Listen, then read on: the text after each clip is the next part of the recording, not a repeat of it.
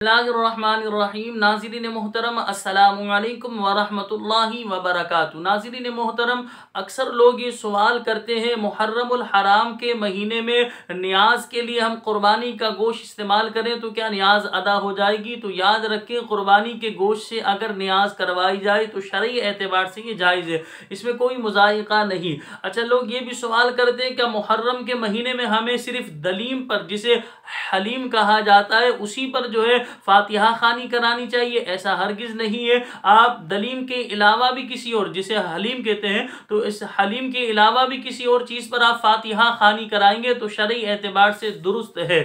लेकिन ये कि दलीम पर कराना, यानी जिसे हलीम कहते हैं, हलीम पर कराने में भी इसमें कोई हरज की बात नहीं।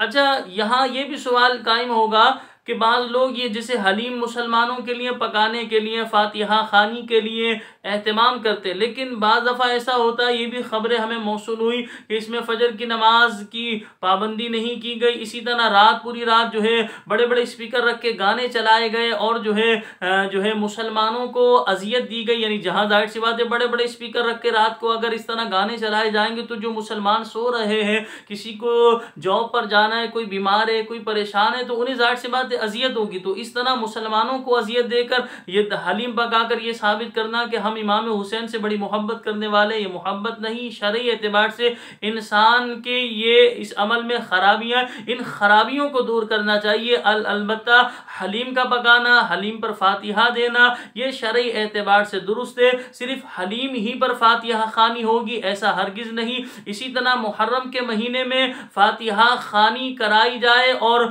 उस हलीम में जो है गोश्त कुर्बानी का डाला जाए, इसमें भी कोई हरज की बात नहीं है। अल्लाह तबारक व तआला की बारगाह में दुआ है कि अल्लाह पाक मुझे भी और आप तमाम देखने वाले दोस्तों अहबाब को अल्लाह पाक अमल की तौफीक अता फरमाए। मुझे अपनी दुआओं में याद रखिएगा। अस्सलामु अलैकुम व रहमतुल्लाहि व बरकातुहू।